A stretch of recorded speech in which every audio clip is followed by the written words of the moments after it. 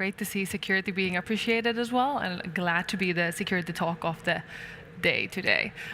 So yeah, Objection, AI security mistakes on trial with Kubeflow and confidential computing, as well as a couple of other projects. So stay tuned for those. Very excited to be here today with you all.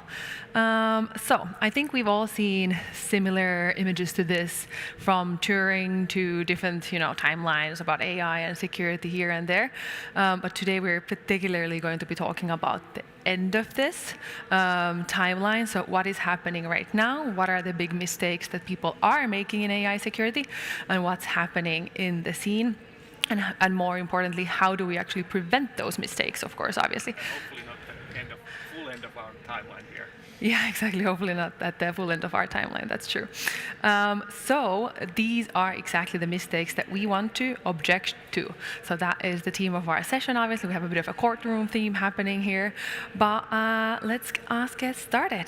So we have us two here speaking. So hi, everyone. I'm Annie Talvasto. I'm CEO at Waovo. I'm also a CNCF ambassador, as well as an Azure and AI platform MVP. And what those two essentially mean: but I speak a lot at conferences. I love sharing about cloud native and these kind of topics. Very happy to be here. I've also been the program co-chair for Secure AI Summit in the past, which was organized by CNCF. So have been a lot of fun work in the community. Fantastic. Thank you so much, Annie. And my name is Karl Ots. I'm heading cloud security at EPAM. So if Annie is the cloud native geek for these purposes, I'm the security geek in here, and we'll be switching back and forth for this purpose. Yeah, we wear different hats, which is kind of nice. Hopefully everyone's going to learn something from one of the fields as well.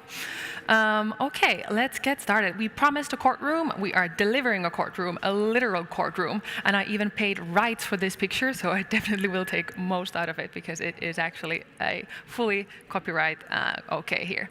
So, but we are in London, in UK right now, so obviously we want to make it a bit more local. So we're adding some fun wigs into the mix, which I think is important, obviously. It's nice to be here in London talking about these topics with nice barrister wigs, obviously, there.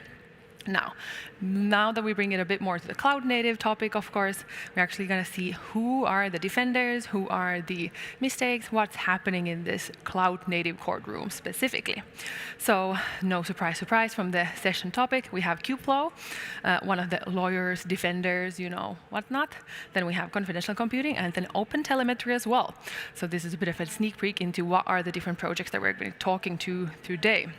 Now, maybe not as a huge surprise, we too, as speakers, are going to be the note takers, the court note takers in this courtroom. And then obviously we have our little mistakes on the bottom that we're going to be covering through today. Now, you might be wondering, who is the judge? Well, it is us all, and more importantly, you, everyone. So we're going to have, at some point, a bit of a vote. Who is the worst offender from the mistakes? Who do you think should be definitely guilty, going to jail and whatnot? So that's going to be kind of the courtroom theme today here. So very excited to get started and talk about the first mistake. All right, fantastic. So these are not in any particular order. As Annie mentioned, we are going to vote all together who is going to be put in the naughty tail of AI security mistakes.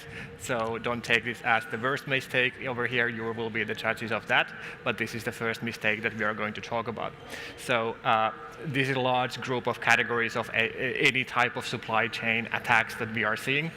Of course, if you are coming from software or infrastructure world, you are very familiar with a lot of taxonomy that we've already gotten used to. We know different security bill of materials that we nowadays have to kind of illustrate our dependencies and all of the vulnerabilities that come with it.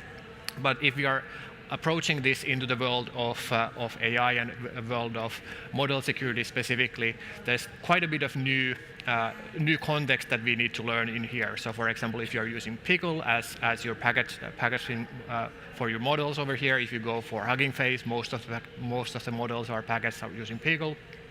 If you are into the ML security, you may already know that there's a huge conundrum that Pickle is actually extremely vulnerable and pretty much ripe for opening. Insert a Pickle joke here. I couldn't make it. Ripe for any remote code execution. Basically, if you are loading a Pickle, you really need to trust the third party that you are building this for. And what about if you are using a third party for for analyzing some of your data. And at some point, they changed their privacy models to actually start training on your data. And that's something that we typically haven't seen as part of the SBOMs, for example, in the software supply chain part anymore. So what can we do about it? Perfect. So as always, it's security. We need to trust but verify. We need to insert new types of trust into these platforms.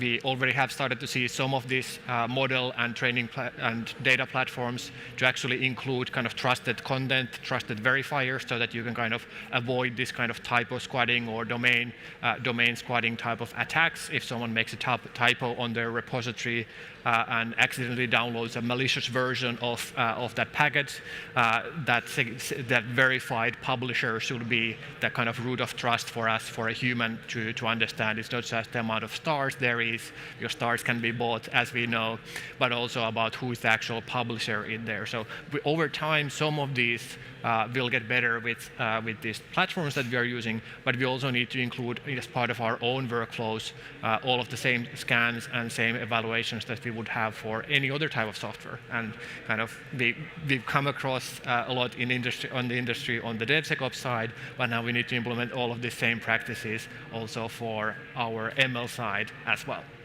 True. That was the first mistake. Then we go on to the next mistake. So hallucinations. So I think we might all be familiar with generative AI models in specific can be producing some outputs and hallucinations, and it's more of a matter of time. And the issue is really made by worse by the fact that hallucinations are presented within the output. So it's really tricky to catch them, to know when they're happening. And they are, among the factually correct outputs. So really finding them between there is the tricky part. Now, and obviously identifying these hallucinations is, in generative AI, is really an emerging field. So we're going to see probably some advancement on it as we go along. But obviously right now we are still a bit more learning as we go as well. So there's two types of hallucinations mainly. So there's open domain and closed domain. So open domain hallucinations reference a particular source, which makes it extra challenging. So open domain hallucinations really pose a challenge because you need to do extensive research to figure out that, okay, that wasn't actually true. It's somewhere else. It's referencing a data point somewhere else, and you have to find it, and then it probably doesn't exist, which is, kind of tricky to prove in some ways. Then closed domain hallucinations are a bit more easier in some ways. So it is then hallucinations that are directly from the source materials and can be addressed by verifying the model responses with those materials. So a lot more straightforward in terms of catching the mistakes. And hallucinations, for managing these kind of hallucinations, you can, for example, manage it better with prompt engineering, as well as integrating verification mechanisms into the LLMs. And obviously, hallucinations are not good, are not fun. So these can have a big reputational impact and even direct negative impact across your generative AI applications. So, because, for example, generative AI use cases are quite often about automating decision making, at least partially. So that means that even small errors will have a highly cumulative effort impact down the line, either to data poisoning, excessive agency, or over-reliance. And this is really no longer speculative. This is no longer like, what it could happen. There has been cases, for example, a very widely published airline that used a chatbot that misinterpreted its refund policies, and it went all the way to court to figure out, okay, what went wrong and why did it go wrong and whatnot. So how can we actually prevent these hallucinations then? So you can prevent them, for example, with RAG. So use RAG to ground the model's responses in verified source documents. So you can then combine retriever, which is vector store or search engine, with the language model. So it generates answers based on the retrieved relevant context rather than just the prior training. You can do closed domain verification pipelines with, for example, Kubeflow, that we're going to be mentioning a bit more later, which is probably mentioned many times today as well. And, for example, do document grounding checks, post-response validators, auditing, and feedback loops. Another thing that you can do to help with these is policy contrast, so applying guardrails that constrain the model. So, for example, Kyverno is a great policy engine within the CNCF open source landscape specifically. And then you can obviously do model monitoring and telemetry. So OpenTelemetry is another project here, so we're going to be introducing that in a bit. So you can track hallucination rates and downstream impacts as well. And then obviously for the edge cases, you might do human in the loop cases, if it's high risks, if it's decisions impacting a lot of things. So it's always good to have that final checkup if needed. Yeah, that's for the AI security mistake 2. And then we're going to go on to number 3. Fantastic. All right. So next up we have this new term for AI space called platform jacking, and you may have heard similar terms related to APIs or similar terms to like the cloud platforms themselves. But basically, AI platform jacking means someone taking over the API keys for the AI platform that you are using. So just the other week, I was following along this Vibe coder who was live streaming how they were building their application. They of course created this hard-coded secrets to OpenAI or whatever LLM they were using. Of course, because it's the internet, someone watching it took a note of those keys and took over, deleted everything, and the kind of panic to look at this person who didn't know what source control, for example, is. They had no way of going back. They basically needed to wipe it again, and obviously with the different results, they weren't able to get into the same exact result of what they were doing before. And I think that's an extreme example of that, but this is something that we are starting to see more and more prevalent here. Just last week, we finally also saw this. There was ingress controller related incident, which was found by Viz at the end of last year. It was patched in the upstream already, I believe, end of February. It was announced a little bit later, and still last week we are still seeing thousands of unpatched platforms there out in the open, basically for anyone to get their hands into. So again, a little bit of a different vector to the same approach that we are seeing. And yeah, basically kind of feel like I'm repeating myself over again. Everything that we do on the infrastructure side, everything that we do on the software side, we need to start applying into this model world as well. We shouldn't have any secrets in code, though. We should use either the native key vaults that if you are using cloud providers, or our own like HashiCorp Vault or some others, depending on where we are hosting these things. And we should always follow the cloud security best practices or the best practices of the specific APIs and specific platforms that we are using there as well. Cool. That was mistake 3, and then we have the last mistake of this presentation, specifically that of the ones that we wanted to highlight, so prompt injection. So prompt injection occurs when an adversary manipulates the LLM through specifically constructed prompts, so causing then the model to change its behavior to include the unsafe outputs, or even allow for the remote code execution by the attacker. In more limited cases, though, the model may be tricked to disclose sensitive information, such as content of the grounding attack or system messages, and the injection can happen directly through the prompt that the user is writing to the model, or indirectly as part of the file or other external content that the user might be inputting into the model. So to interact with it, the direct prompt injection is sometimes referred to as jailbreaking. You might have heard of it. As user input cannot be completely avoided, obviously, in these kind of LLM scenarios, it can be quite tricky to manage it fully, so the risk cannot really be avoided completely. But prompt injection can be mitigated by carefully really crafting your system messages, implementing prompt safety filters, and closely monitoring the request response logs of the models. So some of the other things that you can really think about is system message hardening, set strict boundaries for what the model can or cannot do using system level instructions. For example, you must never execute code, or you're only allowed to answer based on provided context. Log monitoring or auditing as well is super important. So log all inputs and outputs for forensic review. This is useful for catching injection attempts to bypass the filters or evolve over time.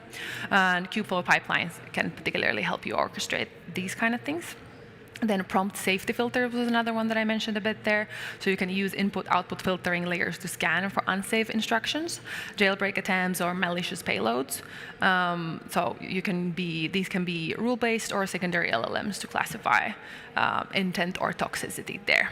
Now, some of the tooling there is mentioned on the slide. So Nemo guardrails from NVIDIA is one. So it's a Python-based framework to enforce conversation flow and response boundaries. Then Llama Guard from Meta, so classifier model fine-tuned to then flag harmful or policy-violating prompts and outputs. So those are the couple ones that you can really tap into to help with mistake 4, which is prompt injection. Now we get to the fun part of the session with applause, which is great. So we get to the fun part, which is which one of these is the worst one, in your opinion. Let's have a very simple, show of hands. Do you think supply chain attacks are, in your opinion, the worst ones? No. Well, there's a couple hands. Yeah, here, couple people. Hallucinations. Yes, no. Couple more. That's good. AI platform jacking. Couple more again. Yeah, very balanced. Prompt injection. Okay, this is clearly then everyone's, quote unquote favorite, least favorite, I guess, is the true answer here, which means that we're gonna, rule prompt injection, the guilty party here, and they are gonna go be I almost had it because I thought it's too obvious. Exactly. Well, I think the two obvious ones can often be the worst culprits there. Perfect. But then now we're gonna spend a bit of time covering a bit of some of the tooling that we've been talking here a bit, so that everyone can kind of learn a bit more about them. So Kubeflow, I mentioned it already, and it's probably been mentioned so many times today if you've been hanging out here in to this room, and you might even pop to the next room, which has a Kubeflow summit specifically, so I'm not going to spend too much time on explaining Kubeflow. Everyone can check that out on their own. But if you're just tuning in and you're completely, never heard of it, it is a cloud-native Kubernetes-based platform designed to orchestrate the entire ML lifecycle from data prep and training to deployment and monitoring, all using containerized workloads. And it has a lot of it has pipelines, hyperparameter tuning, KServe, notebooks, and whatnot. Now, this from the security angle, I've already kind of mentioned a couple of the use cases, but particularly, in a pipeline, Kubeflow is your orchestrator layer to build in security guardrails, attestation, and post-interference validation. So it's flexible, modular, and production grade, so you can really kind of manage it really well. And some of the real-world examples could be that you are deploying a confidential ML interface service, and Kubeflow can manage the steps like retrieving encrypted models, validating attestation tokens, or verifying outputs. So it's really nice in that way as well. So then we have OpenTelemetry next. OpenTelemetry. So kind of the other part, if Kubeflow is there to orchestrate what we are doing and how we are building and how we are serving and training these models, then OpenTelemetry is perhaps giving us that more application specific. If Kubeflow is for your infrastructure, to kind of simplify a little bit, then OpenTelemetry is very helpful for your application-specific monitoring and logging, especially when we want to start looking for those prompt injections and hallucinations that are LLM-specific. We need to have the very detailed request-response logs available. OpenTelemetry, of course, part of CNCF. There are some projects that are extending that specifically now for LLM type of capabilities as well. There is at least Open LLMetry is one of those projects. I don't think that's part of CNCF, at least right now, perhaps at some point. And there's a few other projects that are building some tooling that is specific for that as well. Yeah. Then the next one, confidential containers. So it is a CNCF sandbox project that brings hardware-backed trusted execution environments, aka TEEs, to the cloud-native ecosystem. So by integrating technologies like AMD SVE SNP and Intel SGX into the container runtimes and orchestrators, it enables then sensitive workloads like running encrypted memory isolated from the host, hypervisor, and cloud provider. So this makes a host of things really good, which Karl can kind of dive deeper into. Yeah. and we have that time for the demo as well, right? Yes, we have time for Fantastic. the quick Good. demo as well. So very briefly doing a quick intro overall into confidential containers, and then we'll do a very quick, I think 30-second, if we can, demo to quickly show those in action as well. So when these confidential containers, these kind of protect us even from cloud providers themselves, which as we are here in Europe, is becoming more and more relevant if you are hosting your containers also in the cloud. So basically, CNCF project relies on kind of several major cloud-native components. The CNCF project's confidential containers. It uses, kata containers, it uses enclave CC runtime, et cetera, and different parts. It can basically run on any hypervisor. It doesn't need cloud. It can run on KVM or others as well. And basically, you can build kind of clean room type of use cases where you have multiple parties building on each, maybe training on their models on each other's data without having the ability or without needing to actually share any of that at any point. Think of financial institutions sharing their client data for training fraud detection models, or similar cases in healthcare for some specific drug creation, et cetera. Very briefly, there's a couple of different components in here. What is kind of specific to the confidential container part is on the your left part and the bottom there. So on the lower level, that's kind of the blue part. That's kind of the hardware part. And it mentioned a couple of different options. Basically, you can have both from AMD and Intel, a couple of different opportunities to provide that hardware root of trust, to provide that trusted execution environment. And then we need the software part that is defined basically in this attestation piece, where we have kind of attestation service that then verifies based on the encryption keys that you set up this correctly, that this is indeed the piece of the container image that you say it is, and then you can move from there. I'm kind of speeding up a little bit. Good. Let's jump into the demo. And I think we need your... Yeah. This is security in action. Yeah, there we go. Very good. I try. dare not refresh to see what happens. Very briefly, I did want to do something a little bit fancier, but as with GPUs, the confidential container hardware and confidential compute hardware is a tiny bit limited in cloud providers. So I wasn't able to provision my AKS cluster up and running today for the inference demo. So very briefly, I have an Azure Container Instance version available. But how you will build it, basically you need to have your CC policy over there to make sure that you have your attestation capabilities in here. There's a built-in tool that I run to get my populate this from my encryption from my key vault, and then basically from Kubernetes side, it's just providing which type of container runtime am I using, the kata containers. And here it is. It's my code space that's restarting over here.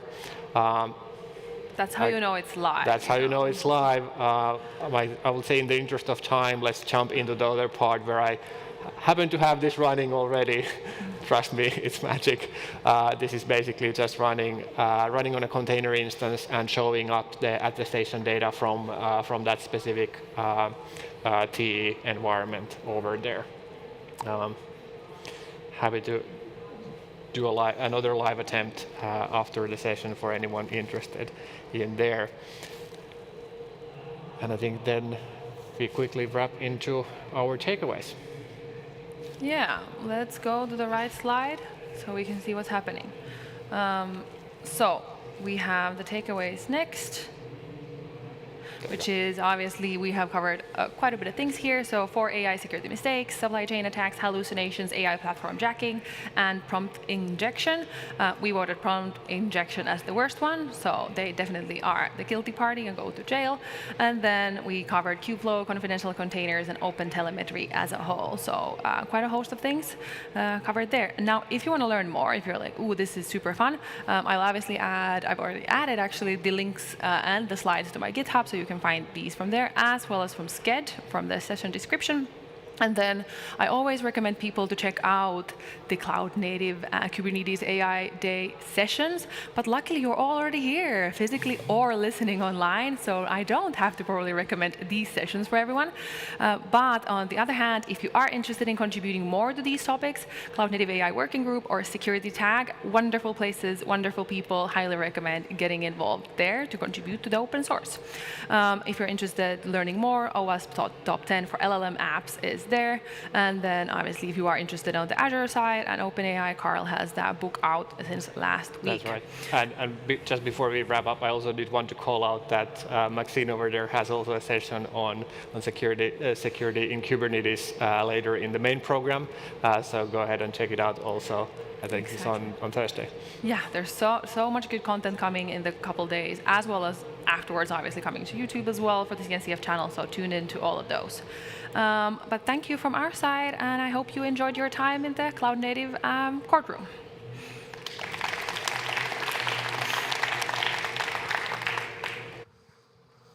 For any questions, we have a microphone over here.